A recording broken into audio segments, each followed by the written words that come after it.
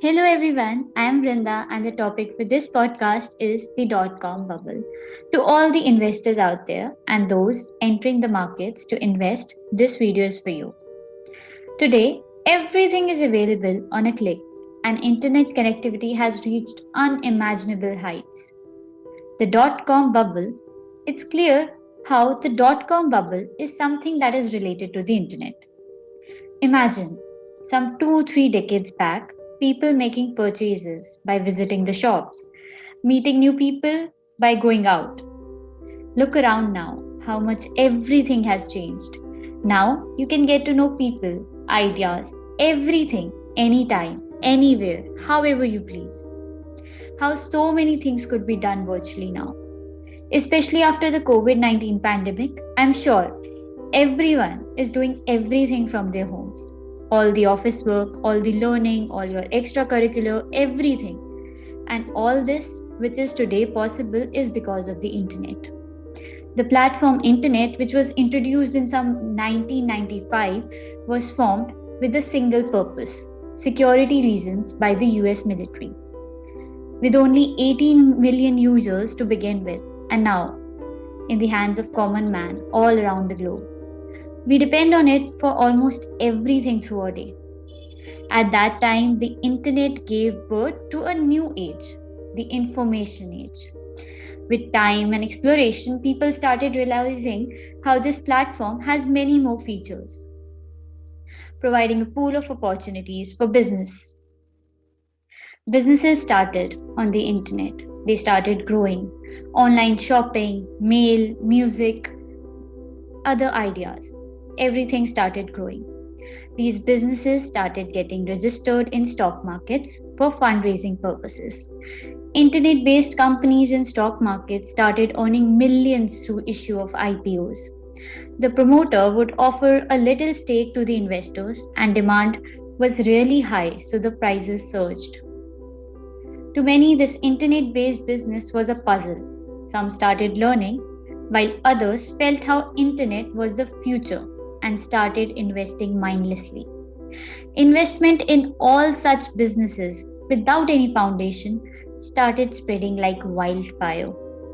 Indeed, internet was a raw hub for opportunities and was the future, but many businesses formed that time CEOs without any clarity in the nature of business, skill set of management not being known. All this led to the burst of the dot-com bubble. People started businesses by making web pages without any solid plan in place. Businesses started because of the bullish trends in market. All those under this bubble had a web page which started with an E or ended with a .com in the end.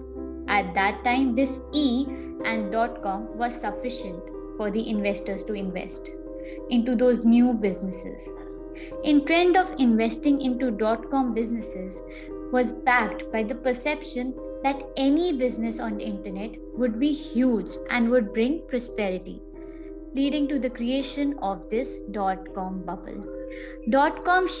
Shares were so popular that the new business just had one formula. Any idea added to website is equal to release of an IPO. In the year 1999, 457 IPOs were introduced, of which 117 IPOs doubled their market value on the very first day of listing. So if a share was registered for suppose $30, its value increased to $60 on the very first day. Such was the bullish phase of 1999. At that time, the Netscape IPO increased from 28 points to 75 points within a few hours. It's clear how the stock prices rose, violating the law of gravity, with share prices shooting new heights. This further attracted new investors. This trend continued. Everything was only based on speculation, gambling.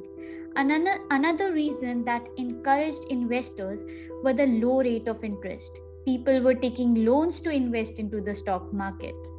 What was happening with all this money? This money was used to create a public image by giving bonuses to employees, building big offices, buying luxury cars, a fancy lifestyle, of the company created this illusion of huge profits in the future, while at that time these businesses were in losses. This illusion made the investors continue even after those losses.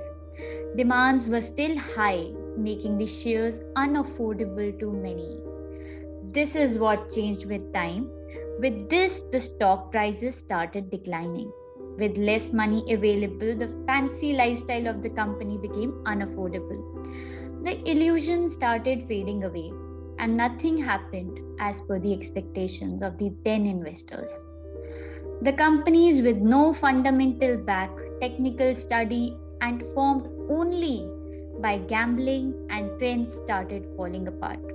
After 2 years, in 2001, only 76 IPOs were registered and none of them doubled on their listing day. Within 2 years, $5 trillion of technology companies' market value was erased. From 7 trillion, it was reduced to about 2 trillion. A huge lesson for the investors here is not getting influenced by the market trends, market sentiments, and always invest wisely with proper knowledge. Aftermath of this burst of the dot-com bubble included more than 10,000 IT professionals being unemployed. Bankruptcies followed, closed businesses, closed offices, no more lavish lifestyle. This was the biggest bubble created in the history of US and also the biggest bubble burst in the history. After bubble burst, only the companies with good businesses, eBay, Amazon survived. Companies with strong fundamental, technical base survived. Those which entered with a plan, knowledge, and purpose. It's important to always be a wise investor and understand big things take big time to happen. Thank you.